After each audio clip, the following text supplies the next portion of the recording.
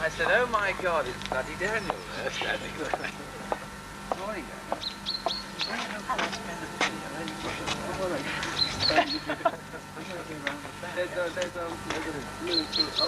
you serious? Morning, Phil.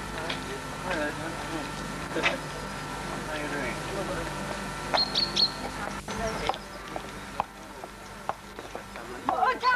Dan, you look absolutely super. Cheers. Morning, Dan. You're looking very smart.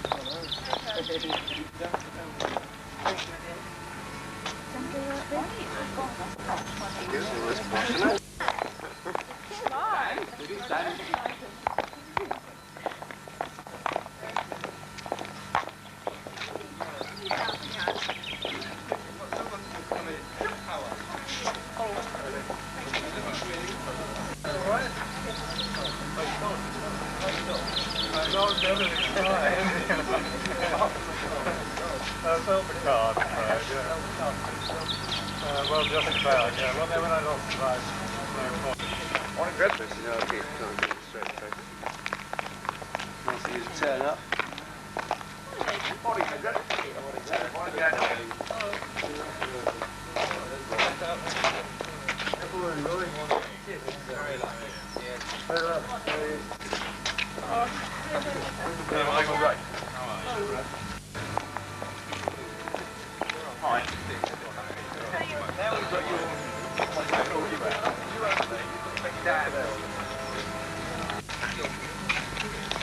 a couple of children back.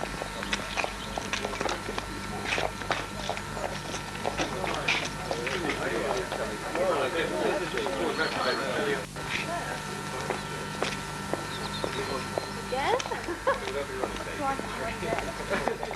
We expected that.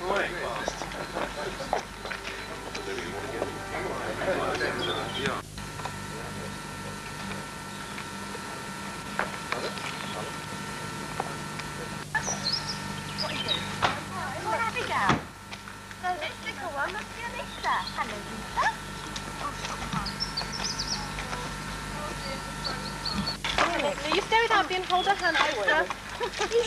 Hold up his hand. Lovely. Thank you, girl. Hello. Can I have you three coming? Oh, look, they've all got mud on them. Hello. Hello, Sharon. Oh, lovely day. Beautiful. It's amazing. You've done well. Absolutely incredible. Karen Butterworth. Oh, well, here's Alex. Shall we go in?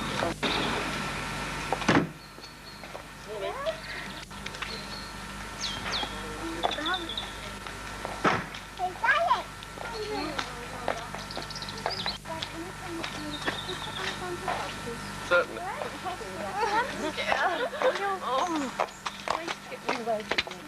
Can you turn in your job? All right, if you're walking up to the church.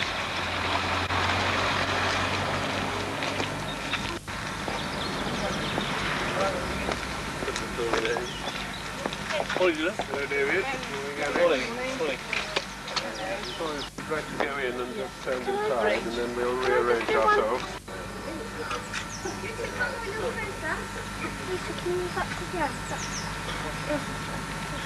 Alright, let us start. Just laugh. We'll get used to this. Good luck. Thank you.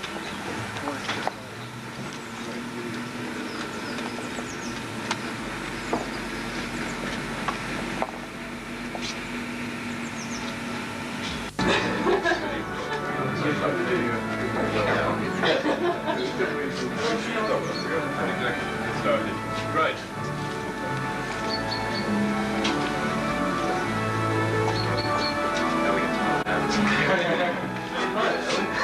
Live in the back. Are you going now? Is that it?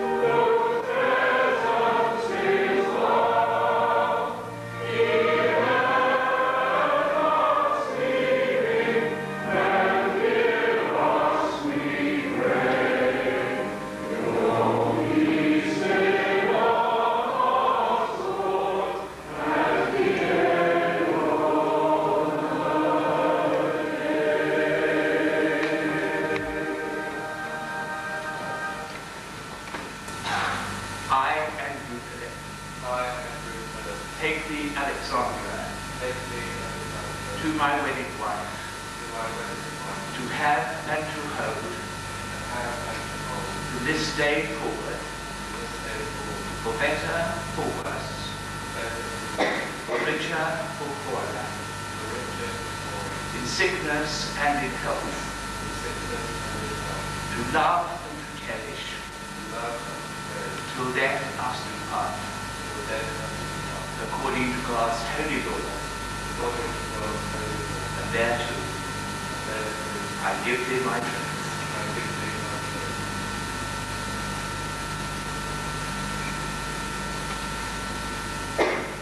I, Alexandra, take thee, Andrew Philip, to my wedded husband, to have and to hold, from this day forward, for better, for worse, for richer, for poorer, in sickness and in health, to love and to cherish, till death us do part, according to God's holy law. Thereto I give you my troth.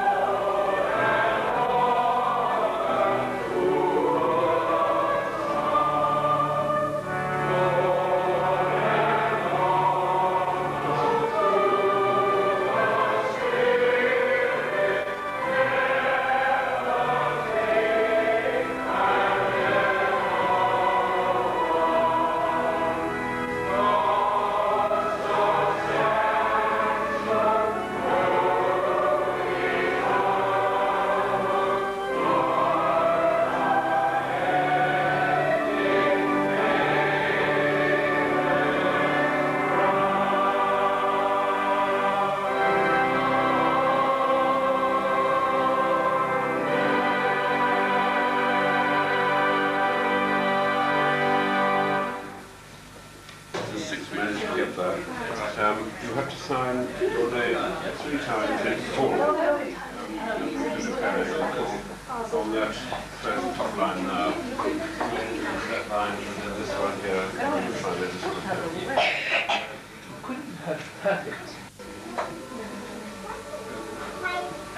And then finally here. Sam made it all. It's beautiful, isn't it? Lovely.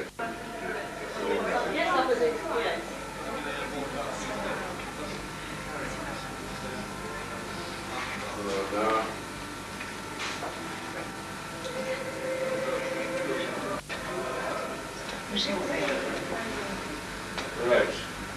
David.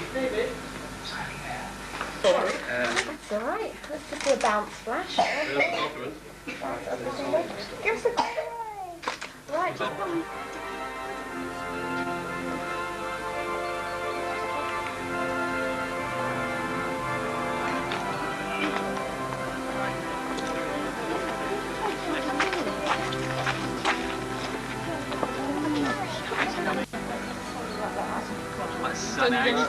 We're off the direction. Alright, let's give us a bring this way. Come on, yay. Wonderful. Oh, I should just go on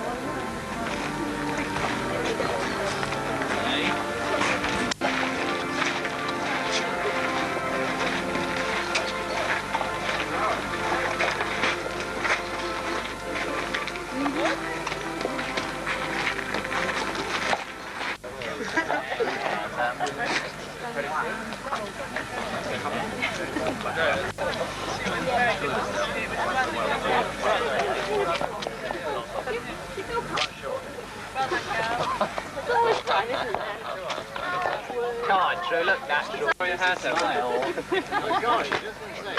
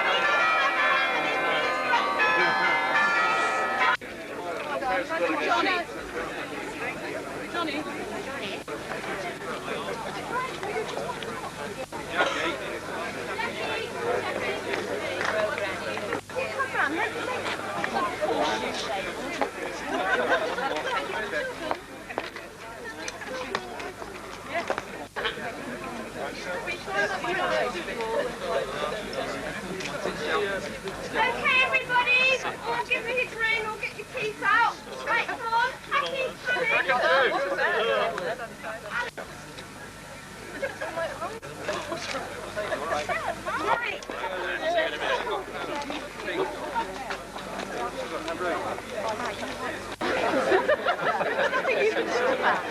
Yours is so delicate. They did it. They've done it really well.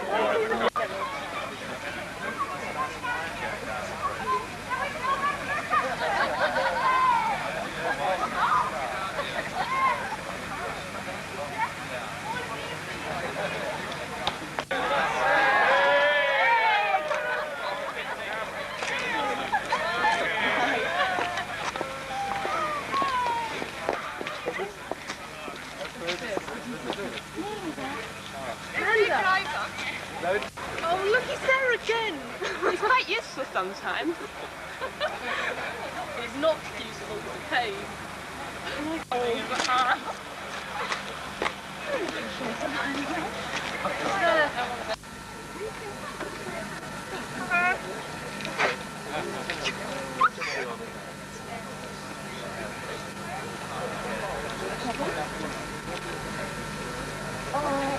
Okay, gave him some trouble away.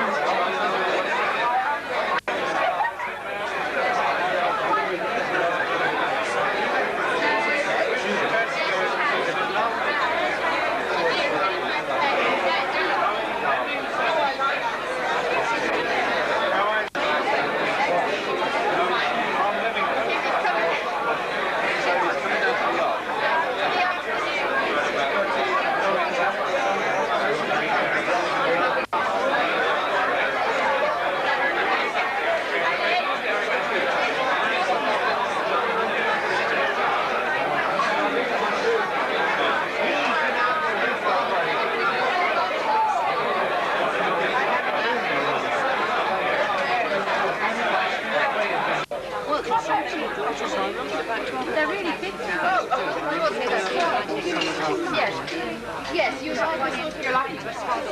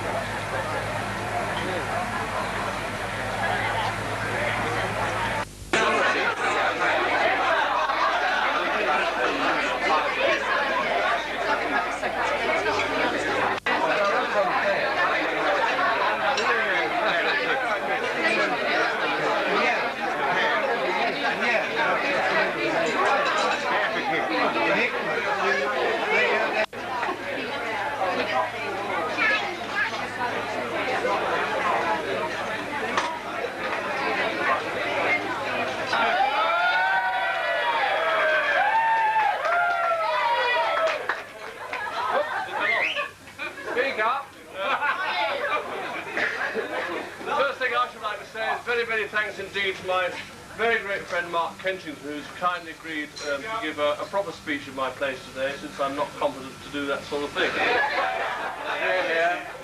So thank you, Mark, very much. Most kind of you.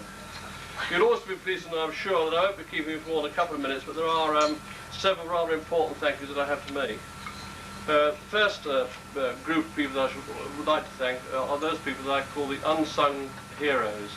Those are the caterers, the florists and flower arrangers, who have demonstrated their decorative talents both here and in the church, but particularly to Sarah Burzelman, who not only made Alex's dress and bridesmaid dresses, but she also designed them after a 30-minute brief. And I think it's a jolly good effort. So if I can just find Sarah. Where's Sarah? Can we please give her a round of applause?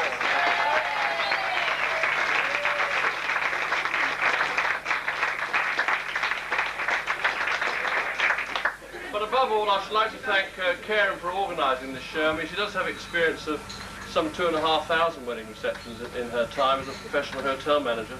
And I'm going to show you that her organisation ability and experience has made life extremely easy for me. So, a particular great thanks to Karen, and another round of applause if you've ever get it.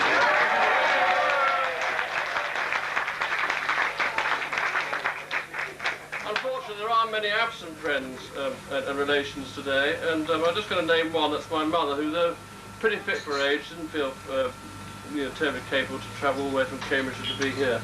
So to her, I say that I hope she'll be enjoying this video film that's been taken for her.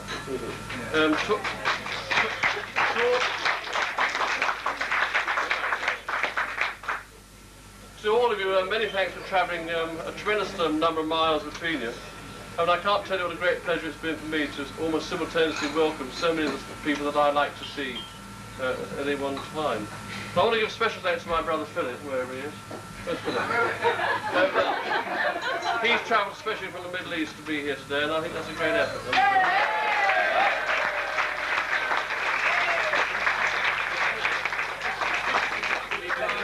So I wish everybody a very safe journey to their next destination, wherever they happen to be. Finally, I come to my most important thank you, which is to offer the most profuse thanks possible to Peter and Marina Barber, who are very good friends of mine from over, a very considerable number of years. In fact, since the 1950s, when I actually lived in Bewley. And I can assure you that they're very well known for their generosity and kindness. But to hand over their house for a reception like this, for us to receive so many of our relations and friends, the majority of whom they don't know, I think is a tremendous act of hospitality.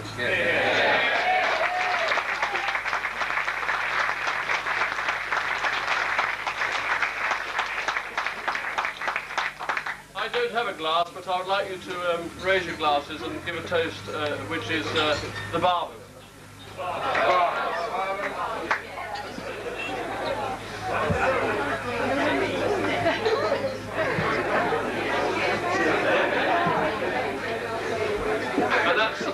And that, ladies and gentlemen, is all I have to say. Thank you very much for coming.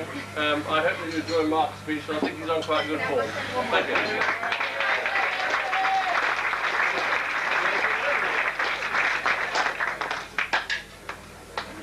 Ladies and gentlemen, may I first of all say what a very great pleasure it is to have been invited here today to propose this toast to the bride and groom by my very good and old friend David Butterworth, or Butty as he's known to those of us who know him and love him as much as he does.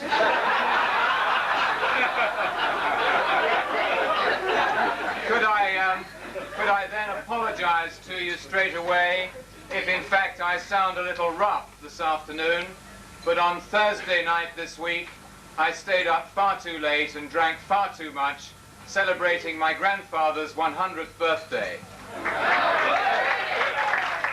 Please don't applaud. My grandfather died 27 years ago, but we just thought it would be a good occasion for a party.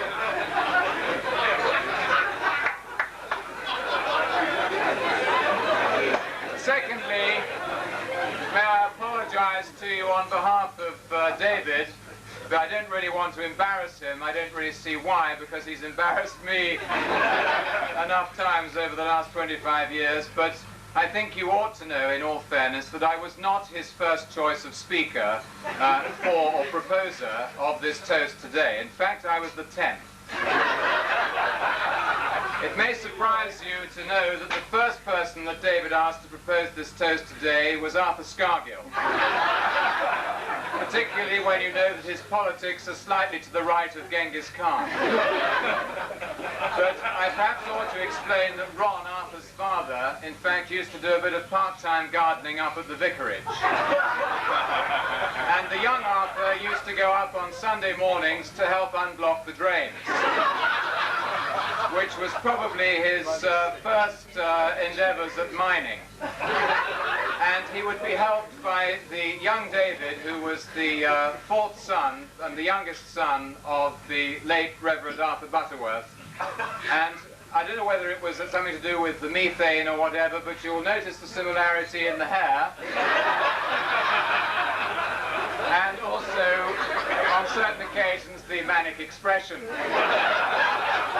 But unfortunately, Arthur wasn't able to be with us today because I don't know if you do know, he hasn't been in the news very much recently.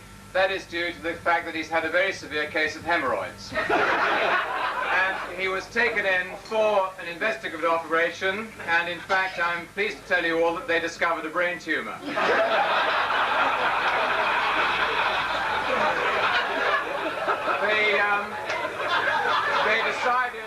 They decided that there was nothing for it but a transplant, but the difficulty was finding a donor. Very tricky for that type of operation. Eventually they found one on a pig farm in Herefordshire, and a successful operation was performed, I'm glad to tell you, but unfortunately since then it's rejected him.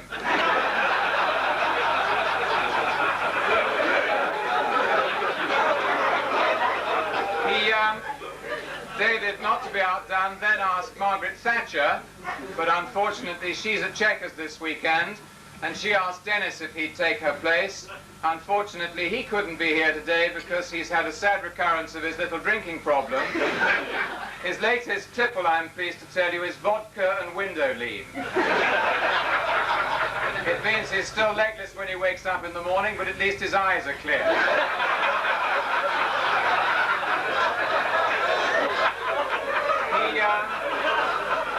David then approached Nigel Lawson, of course, who he knows very well from his management of the Treasury. But unfortunately, Nigel couldn't be with us here today because he's had to go to the dentist to have a wisdom tooth put in. He then approached Roy Hattersley, but unfortunately he couldn't make it because on Friday of this week, yesterday indeed, he failed to piss a fatness time. Sorry, he failed. Oh, well, I think the first one was probably all right. He then approached James Anderton, but unfortunately he couldn't be here today because he's on a sponsored walk from Dover to Calais.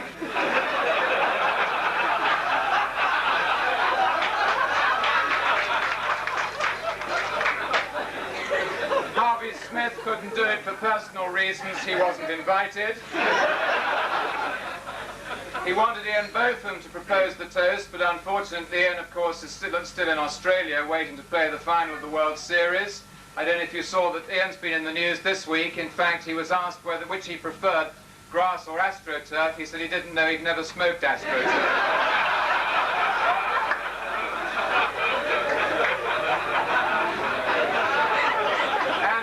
So David then approached one of his heroes, Geoffrey Boycott, but unfortunately Geoffrey couldn't manage it either because he's just left hospital and is home recuperating following a charisma bypass operation. And so he asked me if in fact I would propose the toast, and I said yes, I would be very delighted to, and he said, oh, you are a brick. Well, I think that's what he said.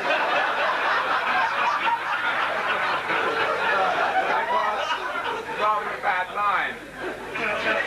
Well, it's a particular pleasure for me to propose this toast today because on no less than 5 occasions between 1968 and 1973, I was responsible for nearly putting an untimely end to our lovely bride today. These attempts on her life included being stamped to death, hurled against the ceiling, dropped from a great height, savaged by my dog, and crushed under the wheels of my car. But fortunately she survived, and I think it's thanks to me that we now see here today with us this fearless young lady who is obviously capable of taking everything in her stride, including marriage. As is often the case, the proposer of this toast is never quite sure what to say, particularly as for today when my wife Annie and I only had the pleasure of meeting Drew for the first time some 3 weeks ago. In fact, I feel rather like Elizabeth Taylor's 8th husband. I know exactly what I've got to do, but I'm not quite sure how to make it interesting.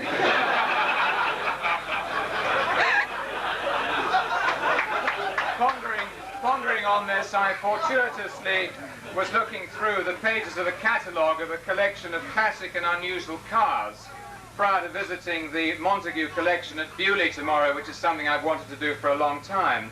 And I suddenly came across Exhibit 50, a 1956 Harris, with the following description. Developed from an idea by a Hampshire engineer and his partner in the first 9 months of 1956. Produced in Lymington and kept in the Lyndhurst-Lymington area ever since, apart from a short spell in Somerset in the early 1970s. A handsome, extremely well upholstered, and highly polished model with excellent performance. Rides well, particularly over rough ground, but has high consumption and likes to be well oiled. Sometimes this can cause a problem with backfiring. Otherwise, a smooth runner, pretty well travelled, and used to touring on the continent. Large tool kit, electric starter, pretty reliable, but sometimes, particularly on cold mornings, needs starting by hand. Rebuilt after a nasty prang a few years ago, but now fully restored and guaranteed to be firing on all 6 cylinders. On one occasion was actually touched by the Queen, not to mention several other pop groups.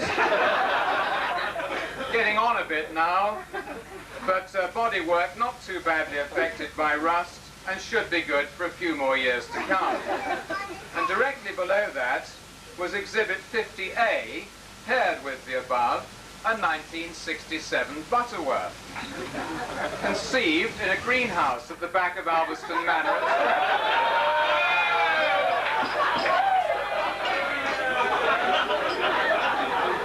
This exquisite model, with its beautiful bodywork and prominent bumpers, has been caringly and lovingly maintained over the period of the last 19 years by its 2 somewhat eccentric owners.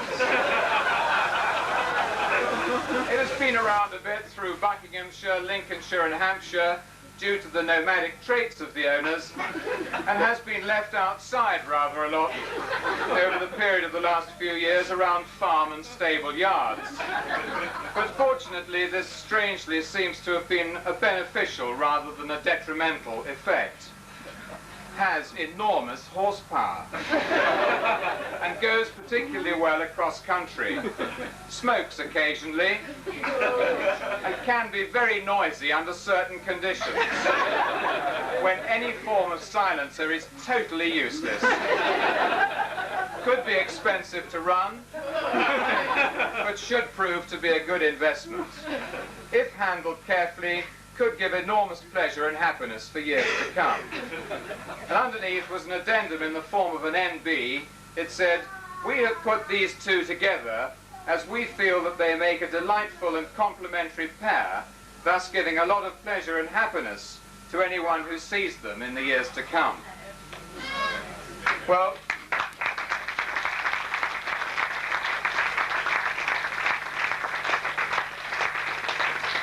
I've christened today, ladies and gentlemen, a dawdle, which stands for a Drew and Alex wedding day lunchtime event. And I think this dawdle today is all about love and marriage.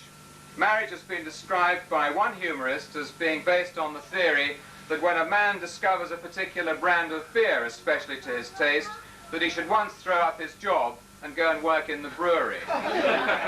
Another said that marriage is a mutual partnership, so long as both parties know when to be mute. But I believe that the way to find out what a woman really thinks of you is to marry her. And Annie, my wife, and I have been married for nearly 25 years, so I now know exactly what she thinks of me. There's nothing that I wouldn't do for her, and there's nothing that she wouldn't do for me, and that's how we go through life, doing absolutely nothing for each other.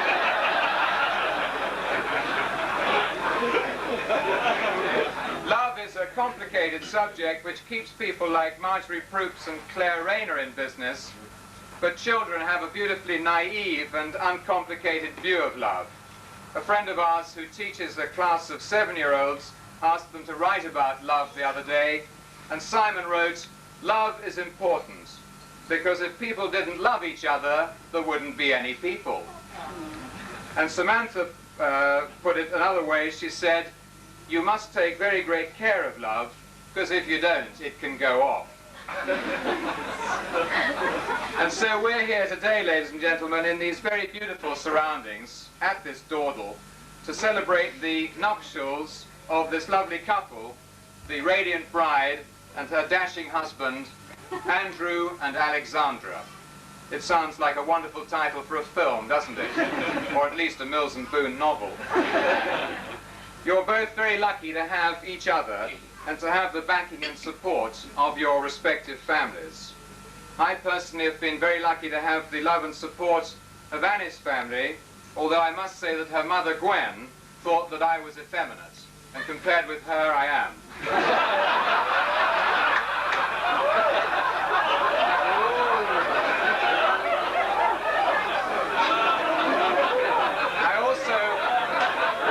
I also remember the first time that I met Walter, her father. I was sitting at home one evening, and the phone went, and it was Annie on the other end, and she said, "My parents are going out this evening, and they should be out for at least 4 hours. Can you pop over?" So I said, "Yes, sure." So I got in the car, and I drove across to Solihull, and like every good Boy Scout, I thought I ought to be prepared. So I stopped at the chemist's on the way, and I was the only person in the chemist's shop at that time in the evening, and I spent rather longer than I should have done choosing the particular shape and colour.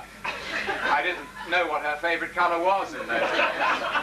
And seeing that I was rather early, I went to the pub for a drink, and then I got to Anne's house, and she opened the door and introduced me to her parents, and her father said, "Unfortunately, the people that we're going to out with this evening can't make it.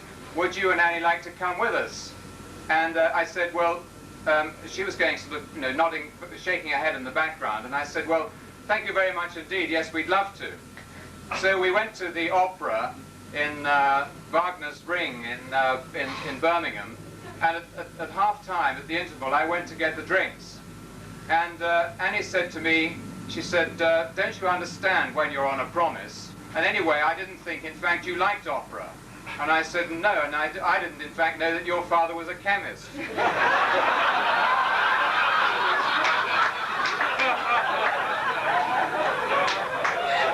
Today, ladies and gentlemen, today has been described by David Butterworth as the happiest day in his life. For not only is he losing a daughter who has been a constant source of trouble to him for the past half hour, but he's also gaining a son who, even better still, has accepted an invitation to join David in the family business, whatever that is, as a full-time partner. And I'm not quite sure what you'll be doing, Drew, but whatever it is, we wish you every success and all the luck in the world, and equal success to that which you've already achieved on the cross-country event courses of this country. Drew and Alex, you both have a great sense of humour, and that must be one of the major aspects in enjoying a happy life together. We wish you health, we wish you wealth, if that's what you want, and remember that the only people who aren't in debt today are the underprivileged.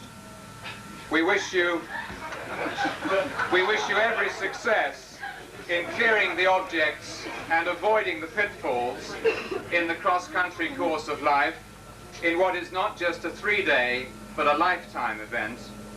But most of all, we, your friends who are fortunate enough to be here with you today, to be enjoying this superb hospitality, we wish you all the fun, we wish you all the love, and we wish you all the happiness in your future life together. Ladies and gentlemen, will you please be upstanding and join with me in drinking a toast to the bride and groom, to Drew and Alex. God bless.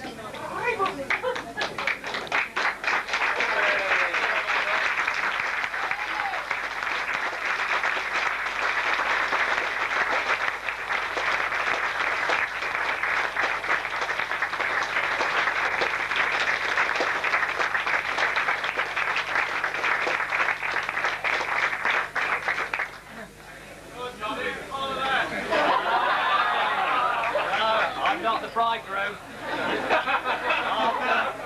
After that rather longer speech than I anticipated, I would have equipped myself with a glass if I knew it was going to be quite that long, but what a good speech it was.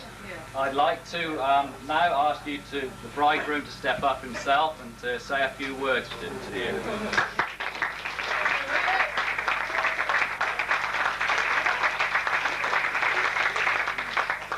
Thank you very much, and thank you for a superb speech. I won't even attempt to try and follow it, being just a pure layman in the speaking world. But all I would like to say is that this has been a really memorable day for me and for Alex, I hope. And I'd like to thank everybody for coming and making it such a day. The fact that everybody's here and enjoying themselves and the sun's shining and the weather's fine and everything has made it really special, and we've really enjoyed ourselves. And also I think a special thanks to our 3 lovely bridesmaids. Okay.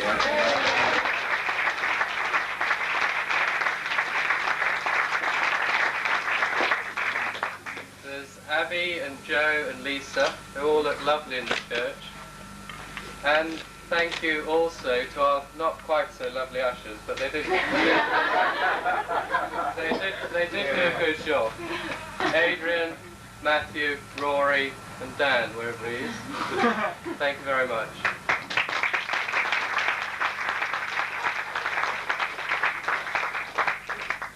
And also, of course, to Alex's parents, David and Karen, who have laid the whole thing on. Karen's been working non-stop for the last 4 months, and your hard work is much appreciated. Thank you very much.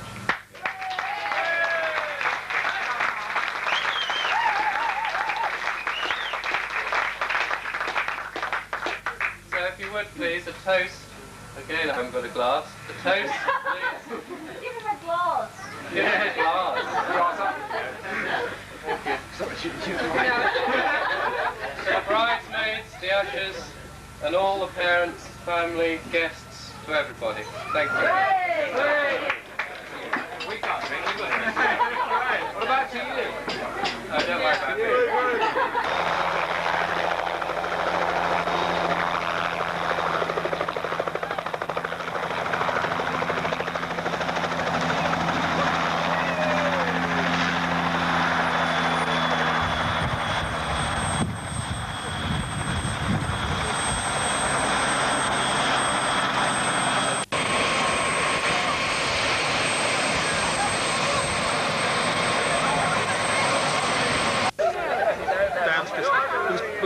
Went upstairs to Felix.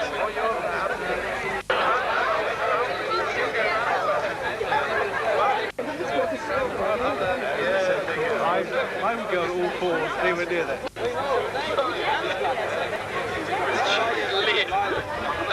You want to live?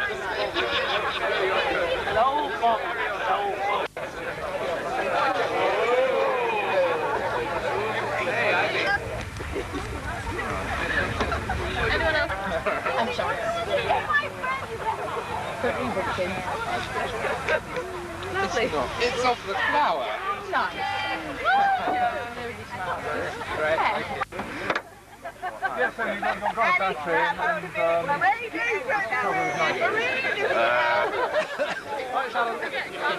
all right, love.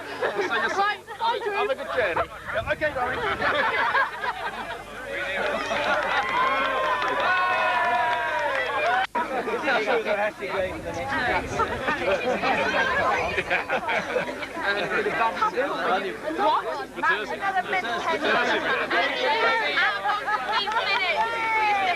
Well done.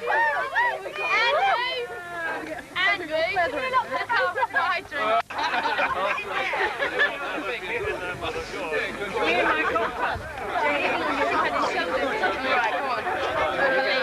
Driving!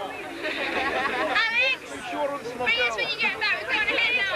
Yeah. Go back. It won't take long. We need to go back.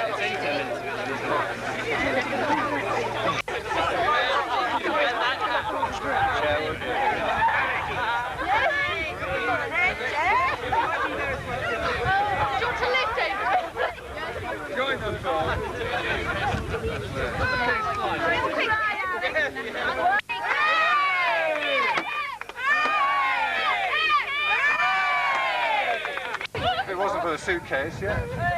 I'm halfway home. You can walk the rest of the way, first for the horse. Absolutely freezing.